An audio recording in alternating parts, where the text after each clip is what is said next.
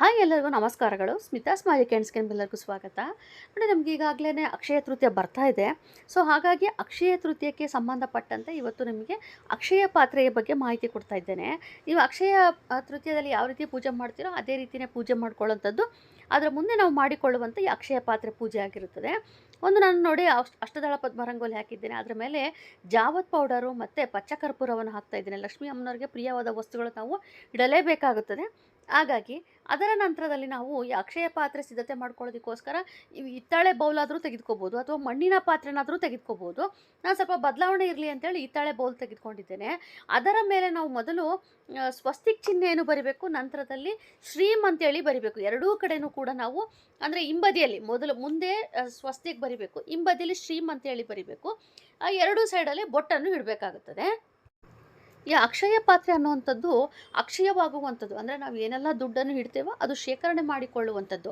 ಆದಷ್ಟು ಸ್ವಲ್ಪ ವರ್ಷ ಪೂರ್ತಿ ನಾವು ಅದರಲ್ಲೇ ದುಡ್ಡನ್ನು ಇಡೋದ್ರಿಂದ ಸ್ವಲ್ಪ ದೊಡ್ಡದಾದ ಬೌಲನ್ನು ನೀವು ತೆಗೆದುಕೊಂಡ್ರೆ ಒಳ್ಳೆಯದು. ದೊಡ್ಡದಾದ ಮಣ್ಣಿನ ಪಾತ್ರೆನಾದ್ರೂ ತೆಗೆದುಕೊಳ್ಳಿ, ಈ ಥರ ಹಿತ್ತಾಳೆ ಪಾತ್ರೆನಾದ್ರೂ ತೆಗೆದುಕೊಳ್ಳಿ. ಸ್ವಲ್ಪ ದೊಡ್ಡದಾಗಿರೋವಂಥದ್ದನ್ನೇ ನೀವು ತೆಗೆದುಕೋಬೇಕಾಗುತ್ತೆ. ನೋಡಿ, ನಾನು ಒಂದು ಕಡೆ ಸ್ವಸ್ತಿಕ್ ಬರೆದಿದ್ದೇನೆ, ಒಂದು ಕಡೆ ಶ್ರೀಮ್ ಅಂತೇಳಿ ಬರ್ತಿದ್ದೇನೆ, ಹಾಗೆ ಎರಡೂ ಬದಿಯಲ್ಲಿ ಬೊಟ್ಟನ್ನು ಇಟ್ಟಿದ್ದೇನೆ. ಈ ರೀತಿಯಾಗಿ ನೀವು ಸಿದ್ಧತೆ ಮಾಡ್ಕೋಬೇಕಾಗುತ್ತದೆ. ನೋಡಿ, ರಂಗೋಲಿಯ ಮೇಲೆ ನಾವು ಒಂದು ಜಾವತ್ ಪೌಡರು ಮತ್ತು ಪಚ್ಚಕರ್ಪೂರ ಹಾಕಿದ್ದೇನೆ. ಹಾಗೆ ಒಂದು ತಟ್ಟೆಯನ್ನಿಟ್ಟು ಅದರ ಮೇಲೆ ಆ ಬೌಲನ್ನು ಇಡ್ತಾ ಇದ್ದೇನೆ. ನೀವು ಯಾವುದ್ರಲ್ಲಿ ಬೇಕಾದ್ರೂ ಅಕ್ಷಯ ಪಾತ್ರೆ ಸಿದ್ಧತೆ ಮಾಡ್ಕೋಬೋದು. ಮೊದಲಿಗೆ ನಾವು ಒಂದು ತಟ್ಟೆಯಲ್ಲೂ ಕೂಡ ಸಿದ್ಧತೆ ಮಾಡಿಕೊಂಡು ಪೂಜೆ ಮಾಡ್ಕೋಬೋದು. ಪೂಜೆ ಆದ ನಂತರದಲ್ಲಿ ನೀವು ಅದನ್ನು ತೆಗೆದಿಟ್ಕೊಳ್ತೀರಲ್ಲ, ಅದನ್ನು ನೀವು ಒಂದು ಬೌಲ್ನಲ್ಲಿ ಇಡ್ಬೋದು. ಈ ರೀತಿಯಾಗೂ ಕೂಡ ನೀವು ಬದಲಾವಣೆ ಮಾಡ್ಕೋಬೇಕಾಗುತ್ತದೆ. ಹಾಗೆ ನೋಡಿ, ಬೌಲ್ನಲ್ಲಿ ನಾವು ಮೊದಲು ಏನು ಮಾಡಬೇಕು ಅಂತಂದರೆ ಅರಿಶಿನ ಕುಂಕುಮ ಹಚ್ಚಿ ಒಂದು ಬೆಳ್ಳಿಯ ಕಾಯಿನನ್ನು ಇಡಬೇಕು. ಬೆಳ್ಳಿಯ ಕಾಯಿನ್ ನೀವು ಹೊಸದನ್ನೇ ತರಬೇಕು ಆ ಥರ ಏನಿಲ್ಲ. ಈಗಾಗಲೇ ನಿಮ್ಮ ಮನೇಲಿ ಇರುವುದನ್ನೇ ನೀವು ಇಡ್ಬೋದು. ಆ ಒಂದು ಬೆಳ್ಳಿ ಕಾಯಿನನ್ನು ಇಟ್ಟು ಅನ್ನಪೂರ್ಣೇಶ್ವರಿ ಅಮ್ಮನವರ ಒಂದು ಅನುಗ್ರಹ ಪಡೆಯೋದಕ್ಕೋಸ್ಕರ ನಾವು ಅನ್ನಪೂರ್ಣೇಶ್ವರಿಯನ್ನು ನೆನೆಸ್ಕೋಬೇಕಾಗುತ್ತದೆ. ಅದರ ನಂತರದಲ್ಲಿ ನಾವು ನೋಡಿ, ಅನ್ನಪೂರ್ಣೇಶ್ವರಿ ನಮಗೆ ಆಹಾರ ಅಷ್ಟೇ ಕೊಡೋದಲ್ಲದೆ ಸಂಪತ್ತು ಮತ್ತು ಸಮೃದ್ಧಿಯನ್ನು ಸಹ ಕೊಡ್ತಾರೆ. ಹಾಗಾಗಿ ನಾವು ಓಂ ಅನ್ನಪೂರ್ಣೇಶ್ವರಿಯೇ ನಮಃ ಅಂತ ಹೇಳಿ ನೀವು 3 ಬಾರಿ 3 ಇಡೀ ಅಕ್ಕಿಯನ್ನು ಅದರೊಳಗೆ ಹಾಕಬೇಕಾಗುತ್ತದೆ. ಅನ್ನಪೂರ್ಣೇಶ್ವರಿ ಅಮ್ಮನ ನೆನಪು ಮಾಡಿಕೊಂಡು ನೀವು 3 ಬಾರಿ 3 ಇಡೀ ಅಕ್ಕಿಯನ್ನು ಹಾಕ್ಬಿಟ್ಟು ಅದರ ನಂತರದಲ್ಲಿ ನಾವು ಲಕ್ಷ್ಮೀ ಅಮ್ಮನವರಿಗೆ ಪ್ರಿಯವಾದ ವಸ್ತುಗಳನ್ನು ಇಡ್ತಾ ಬರಬೇಕಾಗುತ್ತದೆ. ಅನ್ನಪೂರ್ಣೇಶ್ವರಿ ಯಾವಾಗಲೂ ಕೂಡ ನಮಗೆ ಸಂಪೂರ್ಣತೆಯನ್ನು ನೀಡುವಂಥವರು. ಏನಂತಂದರೆ ನಮಗೆ ಜ್ಞಾನ ಪ್ರತಿಯೊಂದು ಕೂಡ ನಮಗೆ ಸಿಗುವಂಥದ್ದು ಅನ್ನಪೂರ್ಣೇಶ್ವರಿಯಿಂದನೂ ಕೂಡ ಸಿಗುತ್ತೆ. ಎಲ್ಲರೂ ಏನು ಅಂದ್ಕೊಳ್ತಾರೆ ಅನ್ನಪೂರ್ಣೇಶ್ವರಿ ಅಂತಂದರೆ ಅನ್ನೋದರ ಬಗ್ಗೆ, ಒಂದು ಆಹಾರದ ಒಂದು ಧಾನ್ಯಗಳ ಒಂದು ಏನು ನಮಗೆ ಕೊರತೆ ಬರದೇ ಇರೋ ಥರ ನೋಡ್ಕೊಳ್ತಾರೆ ಅಂತ ಅಂದ್ಕೊಳ್ತೀರಾ. ಅಷ್ಟೇ ಅಲ್ಲದೆ ನಮಗೆ ಸಂಪತ್ತು ಸಮೃದ್ಧಿ ಕೂಡ ನಮಗೆ ಅನ್ನಪೂರ್ಣೇಶ್ವರಿಯಿಂದ ಸಿಗ್ತಾ ಹೋಗುತ್ತದೆ. ನೋಡಿ, 3 ಇಡೀ ನಾವು ಅಕ್ಕಿಯನ್ನು ಹಾಕಿದ ನಂತರದಲ್ಲಿ 2 ಅರಿಶಿಣದ ಕೊಂಬನ್ನು ಇಡಬೇಕಾಗುತ್ತದೆ. ಅರಿಶಿಣ ಕೊಂಬು ಕೂಡ ಲಕ್ಷ್ಮೀ ಅಮ್ಮನವರ ಸಂಕೇತ. ಹಾಗಾಗಿ 2 ಅರಿಶಿಣದ ಕೊಂಬು ಜೊತೆಲಿ ಕವಡೆ 8, ಶಂಕು 8 ಇಡಬೇಕಾಗುತ್ತದೆ. ಗೋಮತಿ ಚಕ್ರವು ಕೂಡ 8 ಇಡಬೇಕಾಗುತ್ತದೆ. ಗೋಮತಿ ಚಕ್ರ ಏನಪ್ಪ ಅಂತಂದರೆ ಉಲ್ಟಾ ಇಡಬಾರ್ದು, ಸೀದಾ ಇಡಬೇಕಾಗುತ್ತದೆ. ಅಂದರೆ ಒಳಭಾಗದಲ್ಲಿ ಚಕ್ರದ ರೀತಿಯಲ್ಲಿ ಇರುತ್ತಲ್ಲ, ಅದು ಮೇಲ್ಭಾಗಕ್ಕೆ ಬರಬೇಕಾಗುತ್ತದೆ. ಆಮೇಲೆ ಕಮಲದ ಬೀಜನೂ ಕೂಡ 8 ಇಡಬೇಕಾಗುತ್ತದೆ. ಅದ್ರ ಜೊತೆಲಿ ಶ್ರೀಫಲ ಅಂದರೆ ಏನಪ್ಪ ಅಂತಂದರೆ ಶ್ರೀಫಲ ಅದು ಲಕ್ಷ್ಮೀ ಅಮ್ಮನವರ ಸಾಂಕೇತಿಕವಾಗಿ ಇರುವಂಥದ್ದು. ಅದು ತುಂಬಾ ಒಂದು ಒಳ್ಳೆಯದು. ಹಾಗಾಗಿ ಏನು ಇಡದೆ ಹೋದ್ರೂ ಶ್ರೀಫಲ ಇಡೋದನ್ನು ಮರಿಬೇಡಿ. ಹಾಗಾಗಿ 2 ಶ್ರೀಫಲವನ್ನು ತೆಗೆದುಕೊಳ್ಳಿ. 8 ಇಟ್ಟರೂ ಒಳ್ಳೆಯದೇ. ಯಾಕಂದರೆ ಅಷ್ಟಲಕ್ಷ್ಮಿ ಅಮ್ಮನವರ ಹೆಸರಿನಲ್ಲಿ ನಾವು 8 ಶ್ರೀಫಲ ತೆಗೆದುಕೊಂಡು ಇಡ್ಬೋದು. ನಾನು 2 ಅಷ್ಟೇ ಇಟ್ಟಿದ್ದೇನೆ. ನೋಡಿ, 2 ಇಡಬೇಕಾಗುತ್ತದೆ. ಅದರ ಜೊತೆಯಲ್ಲಿ ಜೋಡಿ ಕೊಂಡಿ ಮುಳ್ಳು. ಇದು ಏನಕ್ಕಪ್ಪ ಅಂತಂದರೆ ಈಗ ನಾವು ತುಂಬಾ ದುಡಿತಾ ಇರ್ತೀವಿ, ತುಂಬಾ ಒಳ್ಳೇದಾಗ್ತಾ ಇರುತ್ತೆ, ಅದು ಇನ್ನೊಬ್ಬರು ದೃಷ್ಟಿ ಬೀಳದೇ ಇರಲಿ ಅಂತೇಳಿ ನಾವು ಈ ಜೋಡಿ ಕೊಂಡಿ ಮುಳ್ಳನ್ನು ಒಂದನ್ನು ಇಟ್ಟರೆ ಅಷ್ಟೇ ಸಾಕು. ಅದರ ನಂತರದಲ್ಲಿ ನೋಡಿ, ಈ ಒಂದು ಗುಲ್ಗಂಜಿ ಅದೂ ಅಷ್ಟೇ ಒಂದು 8 ಅಥವಾ 20 ತೆಗೆದುಕೊಂಡ್ರೆ ಸಾಕು. ಆಮೇಲೆ ನಿಮ್ಮಲ್ಲಿ ಒರಿಜಿನಲ್ಲು ಹವಳ ಮುತ್ತು ಇತ್ತು ಅಂದರೆ ಅದನ್ನು ಸಹ ನೀವು ಅದರೊಳಗೆ ಇಡಬಹುದು. ಆಮೇಲೆ ಬಹುಮುಖ್ಯವಾಗಿ ನೋಡಿ, ಒಂದು ಸ್ವಲ್ಪ ಚಕ್ಕೆ, 2 ಪೀಸ್ ಚಕ್ಕೆ ಇಡ್ಬೋದು. ಆಮೇಲೆ ಒಂದು 8 ಲವಂಗವನ್ನು ಇಡಿ. ಅದರ ಜೊತೆಲಿ ನೋಡಿ ಉಪ್ಪನ್ನು ಇಡಬೇಕು. ಉಪ್ಪು ಯಾವ ರೀತಿ ಇಡಬೇಕು ಅಂತಂದರೆ ಅದರೊಳಗೆ ಡೈರೆಕ್ಟಾಗಿ ಇಡೋದಕ್ಕೆ ಬರೋದಿಲ್ಲ. ಅದನ್ನು ಒಂದು ಪ್ಯಾಕೆಟ್ನೊಳಗೆ ಹಾಕಿ ಸ್ವಲ್ಪ ಮಟ್ಟಿಗೆ 1 ಸ್ಪೂನಷ್ಟು ಉಪ್ಪನ್ನು ಒಂದು ಕವರ್ ಮಾಡಿ ಅದನ್ನು ನೀವು ಆ ಒಂದು ಬೌಲ್ನೊಳಗೆ ಇಡಬೇಕಾಗುತ್ತದೆ. ಈ ಅಕ್ಷಯ ಪಾತ್ರೆ ಅನ್ನುವಂಥದ್ದು ಇವತ್ತು ನೀವು ಅಂದರೆ ಅಕ್ಷಯ ತೃತೀಯ ದಿವಸ ನೀವು ಏನೋ ಒಂದು ಪೂಜೆ ಮಾಡಿ ಇಟ್ಟಿರ್ತೀರೋ ಪದೇ ಪದೇ ತೆಗೆಯುವಂಥದ್ದಾಗಿರ್ಬೋದು, ಆ ಥರ ಎಲ್ಲ ಮಾಡಬಾರ್ದು. ನೀವು ಎಲ್ಲಿ ಒಂದು ಒಳ್ಳೆಯ ಸ್ಥಳದಲ್ಲಿ, ಒಳ್ಳೆಯ ಅಂತಂದರೆ ಒಂದು ಉತ್ತರ ದಿಕ್ಕಿನಲ್ಲಿ ಬರೋ ರೀತಿಯಲ್ಲಿ ನೀವು ಆ ಒಂದು ಬೌಲನ್ನು ಇಟ್ಬಿಟ್ಟು ಅದರಲ್ಲಿ ನಿಮಗೆ ಯಾವಾಗೆಲ್ಲ ಆಗುತ್ತೋ ಪ್ರತಿದಿನ ಹಾಕಬೇಕು ಆ ಥರ ಏನಿರೋದಿಲ್ಲ.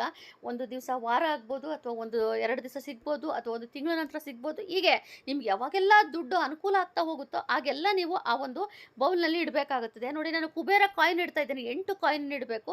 ಕುಬೇರ ಕಾಯಿನ್ ಎಲ್ಲರ ಹತ್ರ ಸಿಗೋದಿಲ್ಲ.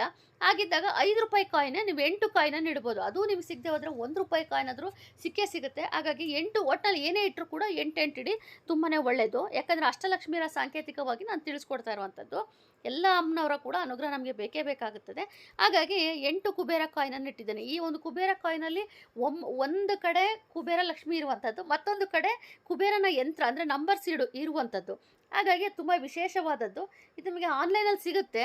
ನೀವು ಕೂಡ ತೆಗೆದುಕೋಬೋದು. ಮೀಶೋಲ್ಲೂ ಕೂಡ ಸಿಗುತ್ತೆ, ಫ್ಲಿಪ್ಕಾರ್ಟ್, ಅಮೆಝಾನ್ ಎಲ್ಲದರಲ್ಲೂ ಕೂಡ ಸಿಗುತ್ತೆ. ನೀವು ತೆಗೆದುಕೋಬೋದು. ಕೊನೆಯಲ್ಲಿ ನೀವು ಎಷ್ಟು ದುಡ್ಡು ಇಡ್ತೀರಾ ಅನ್ನೋದು ನಿಮ್ಮ ಮೇಲೆ ಡಿಪೆಂಡ್ ಆಗುತ್ತೆ. ನೀವು ₹101 ಇಡ್ಬೋದು, ₹11 ಇಡ್ಬೋದು. ಅವತ್ತಿನ ದಿವಸ ನೀವು ಜಾಸ್ತಿ ಇಡ್ತೀರ ಅಂದರೆ ಜಾಸ್ತಿನೂ ಸಹ ಇಡ್ಬೋದು. ನಾನು ಏನೇ ಇಟ್ಟರೂ ಕೂಡ ಅದ್ರ ಮೇಲೆ ₹1 ಸೇರಿಸಿ ನೀವು ಇಡಬೇಕಾಗುತ್ತದೆ. ಈಗಾಗಲೇ ಹೇಳಿದಾಗ ಮಣ್ಣಿನ ಬೌಲ್ನಲ್ಲೂ ಮಾಡ್ಕೋಬೋದು ಈ ಪೂಜೆನ. ಹಿತ್ತಾಳೆಯಲ್ಲೂ ಕೂಡ ಮಾಡ್ಬೋದು, ಅಥವಾ ಪ್ಲೇಟ್ನಲ್ಲೂ ಸಹ ನೀವು ಮಾಡ್ಬೋದು, ತೊಂದರೆ ಇಲ್ಲ. ಹಾಗೆ ಪ್ರಸಾದ ಅಂತ ಬಂದಾಗ ಒಂದು ಕಲ್ಲು ಸಕ್ಕರೆನ ಇಟ್ಟು ನೀವು ಪ್ರಸಾದ ನೈವೇದ್ಯ ಮಾಡ್ಬೋದು. ಊದಿನ ಕಡ್ಡಿಯನ್ನು ಬೆಳಗ್ಗೆ ಮಂಗಳಾರತಿಯನ್ನು ಮಾಡಿ ನೀವು ಈ ಅಕ್ಷಯ ಪಾತ್ರೆಯನ್ನು ಯಾವಾಗ ತೆಗಿಬೇಕು ಅಂತಂದರೆ, ಈಗ ನಮಗೆ ಭಾನುವಾರದಿಂದ ಶುರುವಾಗಿರುವಂಥದ್ದು ಸೋಮವಾರ ಬೆಳಗ್ಗೆವರೆಗೂ ನಮಗೆ ಅಕ್ಷಯ ತೃತೀಯ ಇದ್ದೇ ಇರ್ತದೆ. ಹಾಗಾಗಿ ಅಕ್ಷಯ ತೃತೀಯ ಎಲ್ಲ ಮುಗಿದ್ಮೇಲೆ ಸೋಮವಾರ ಬೆಳಗ್ಗೆ ನೀವು ಯಥಾ ಪ್ರಕಾರ ಪೂಜೆ ಮಾಡ್ತಿರಲ್ಲ, ಆ ಒಂದು ಸಂದರ್ಭದಲ್ಲಿ ನೀವು ಅದನ್ನು ತೆಗೆದು ಏನು ಮಾಡಬೇಕಂದ್ರೆ ಒಂದು ಪೌಚ್ ಮಾಡ್ಕೊಳ್ಳಿ. ಇಲ್ಲಾಂದರೆ ನಿಮ್ಮಲ್ಲಿ ಒಂದು ಪೌಚ್ ಇಲ್ಲ ಅಂತಂದರೆ ಹಳದಿ ಬಟ್ಟೆ ತೆಗೆದುಕೊಳ್ಳಿ. ಹಳದಿ ಬಟ್ಟೆಯಲ್ಲಿ ಅಷ್ಟೂ ವಸ್ತುಗಳನ್ನು ಇಡಬೇಕಾಗುತ್ತದೆ. ಆಮೇಲೆ ಬೌಲ್ ಕೆಳಗೆ ನಾವು 3 ಇಡಿ ಅಕ್ಕಿಯನ್ನು ಹಾಕಿದ್ದೇವೆ. ಅಷ್ಟೊಂದು ಅಕ್ಕಿಯನ್ನು ಹಾಕೋದಕ್ಕೆ ಹೋಗಬೇಡಿ. ಒಂದು ಸ್ಪೂನ್ ಅಕ್ಕಿಯನ್ನು ನೀವು ತೆಗೆದುಕೊಂಡು, ನಾವು ಹೆಂಗೆ ಉಪ್ಪಿನ ಪ್ಯಾಕೆಟ್ ಮಾಡಿದ್ದೇವೋ ಅದೇ ರೀತಿಯೇ ನೀವು ಅಕ್ಕಿಯಲ್ಲೂ ಕೂಡ ಪ್ಯಾಕೆಟನ್ನು ಮಾಡಿ ಅದರ ಸಮೇತ ನೀವು ಆ ಒಂದು ಹಳದಿ ಬಟ್ಟೆ ಅಥವಾ ಒಂದು ಪೌಚ್ ಮಾಡಿಕೊಂಡು ಆ ಪೌಚಿನ ಒಳಗೆ ನೀವು ಅಷ್ಟು ವಸ್ತುಗಳನ್ನು ಹಾಕಿ ನಂತರದಲ್ಲಿ ನೀವು ದುಡ್ಡನ್ನು ಶೇಖರಣೆ ಮಾಡ್ತಾ ಬರಬೇಕಾಗುತ್ತದೆ. ಇದನ್ನು ಈಗಾಗಲೇ ಹೇಳಿದ್ರೆ ಮಧ್ಯೆ ತೆಗೆಯೋದಕ್ಕೆ ಹೋಗಬಾರ್ದು. ಆಮೇಲೆ ನಿಮ್ಮ ಒಂದು ಕೋರಿಕೆ ಏನಿರುತ್ತೋ, ಯಾವ ಒಂದು ವಸ್ತು ತೆಗೆದುಕೋಬೇಕು, ಗೋಲ್ಡ್ ಆಗಿರ್ಬೋದು, ಬೆಳ್ಳಿ ಆಗಿರ್ಬೋದು, ಮನೆ ಕಟ್ಟೋದಾಗಿರ್ಬೋದು, ನೀವು ಏನು ಅಂದ್ಕೊಂಡಿರ್ತೀರೋ ಆ ವಸ್ತುಗಳಿಗೆ ಸಂಬಂಧಪಟ್ಟಂತೆ ಅದಕ್ಕೆ ಎಷ್ಟು ಹಣವನ್ನು ನೀವು ಜೋಡಣೆ ಮಾಡಬೇಕು ಅನ್ನೋದ್ರ ಮೇಲೆ ಇದರೊಳಗೆ ನೀವು ದುಡ್ಡನ್ನು ಇಡ್ತಾ ಬರಬೇಕಾಗುತ್ತದೆ. ನಿಮ್ಮ ಆಸೆ ದೊಡ್ಡದಾಗಿದ್ದು ನೀವು ಚಿಕ್ಕದಾಗಿ ದುಡ್ಡು ಶೇಖರಣೆ ಮಾಡಿದರೆ ಅದು ಅಕ್ಷಯ ಆಗೋದಿಲ್ಲ. ಅಕ್ಷಯ ಅಂತ ನಾವು ಏನಕ್ಕೆ ಅಂತೀವಿಯಪ್ಪ ಅಂತಂದರೆ, ಈ ರೀತಿಯಾಗಿ ನಾವು ಒಂದು ಪೂಜೆಯನ್ನು ಮಾಡಿ ವಸ್ತುಗಳನ್ನು ಇಟ್ಟಾಗ ನಮಗೆ ಗೊತ್ತಿರೋದು ನಮ್ಗೆ ಎಲ್ಲೆಲ್ಲಿಂದನೋ ದುಡ್ಡು ಹರಿದು ಬರ್ತಾ ಇರುತ್ತೆ. ಯಾಕಂದರೆ ತುಂಬ ಜನಕ್ಕೆ ಅದು ಅನುಭವ ಆಗಿದೆ.